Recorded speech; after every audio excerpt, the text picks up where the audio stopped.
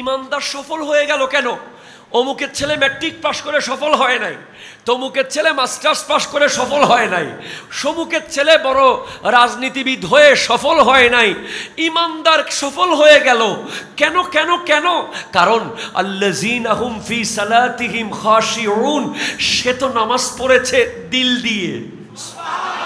ওয়াল্লাযীনা হুম আনিল লাগভি মুরিদুন, সে তো অযথা কাজ বাদ দিয়েছে, সে মদ বাদ দিয়েছে, সে জুয়া বাদ দিয়েছে, সে গেম বাদ দিয়েছে, সে ব্রাজিল আর্জেন্টিনা নিয়ে ঝগড়া বাদ দিয়েছে, সে মোটরসাইকেল নিয়ে স্টান বাদ দিয়েছে, সে বেনসন আর পালমাল বাদ দিয়েছে, সে চুলের মধ্যে ইহুদি কাটিং বাদ দিয়েছে, সে বেকার নারীর সাথে সম্পর্ক বাদ দিয়েছে, সে যত কবর হাসরের বাইরে যত কাজ আছে সব বাদ দিয়েছে, সেজন্য সে সফল হয়ে গেছে।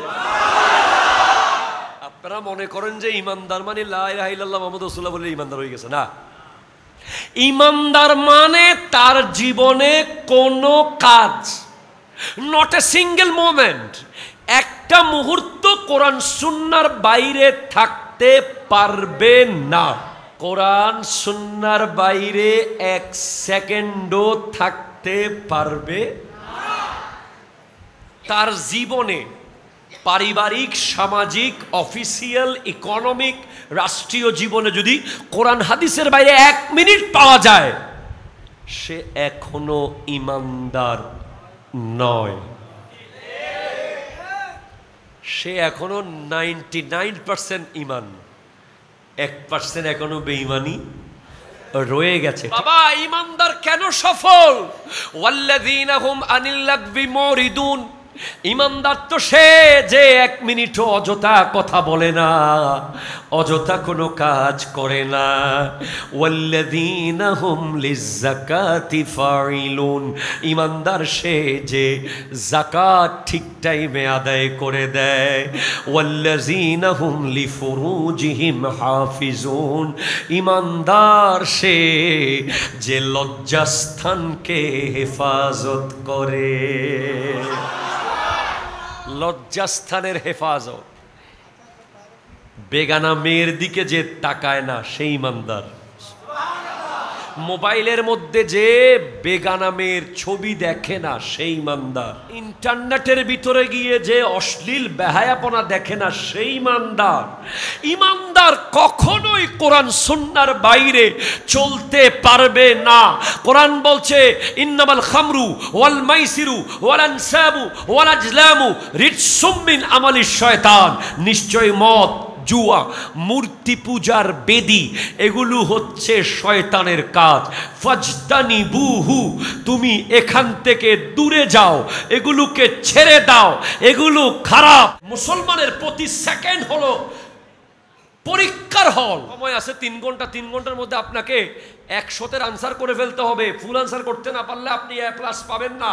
আপনি পরীক্ষার হলের ভিতরে আছেন, আপনি আবার মজা কেন করেন? ঠিক কিনা কথা বলেন? আপনি কি দেখেন নাই আপনার নানা কোথায়, আপনার দাদা কোথায়, আপনার চাচা কোথায়, আপনার সাথে খেলতো তারা আজকে কোথায়? ওই বাঁশ গাছের নিচে, পুকুরের পাড়ে। ঠিক কিনা কথা জোরে বলেন? ইমান রক্ষা করতে হলে 5 ওয়াক্ত নামাজ পড়তে হবে। সমাজের মুরব্বীরা এখন ঠান্ডা হয়ে গেছে একেবারে। আরে মুরব্বীরা সবাই মিলে একমত হয়ে যান যে আমাদের সমাজে যে ব্যক্তি ইচ্ছে করে 3 দিন নামাজ পড়বে না, তাকে সমাজ থেকে বের করে দেওয়া হবে। ঠিক কিনা কথা জোরে বলে? কঠোর হতে হবে, কঠোর। প্রত্যেকটা যুবক সমাজের মসজিদে আসতে বাধ্য করেন। ঠিক কিনা কথা বলেন? ঘরে ঘরে গিয়ে ডিক্লেয়ার করেন, 10-12 জন মুরব্বী একসাথে গিয়ে তোমাদের ছেলেকে বলে দিবা আগামীকাল থেকে যেন মসজিদে তাকে 5 ওয়াক্ত দেখা যায়, না হলে সমাজের কোনো মানুষ তার সাথে কথা বলবে না। কিসের জুয়াডি আর কিসের মদদি, সব পালিয়ে যাবে যদি সমাজের মানুষ এক হয়ে তাদেরকে প্রতিরোধ করে। ঠিক কিনা কথা বলেন? এখন আমরা হয়ে গেছি অমুকুর ফুয়া আর কি ভাই, এই কথা যে বলবে তাকে গাছের লোকে বাঁধি ফেলবেন। সে ইসলাম বুঝে নাই, সে কোরআন বুঝে নাই।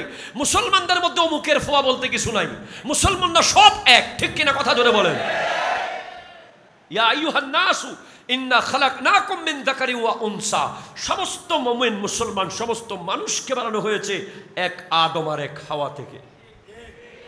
আপনি অমুকের ফলা কেন বলে, অমুক কেন বলবে আর ফরায় জন্ম হয় নয় তুই হন, এই কথা বলার কোনো অধিকার নাই। ইসলামের ব্যাপারে যে কোনো মানুষ যে কোনো মানুষকে আপনার সিস্টেমের মধ্যে কন্ট্রোল করতে পারবে, ঠিক কিনা কথা ধরে বলেন?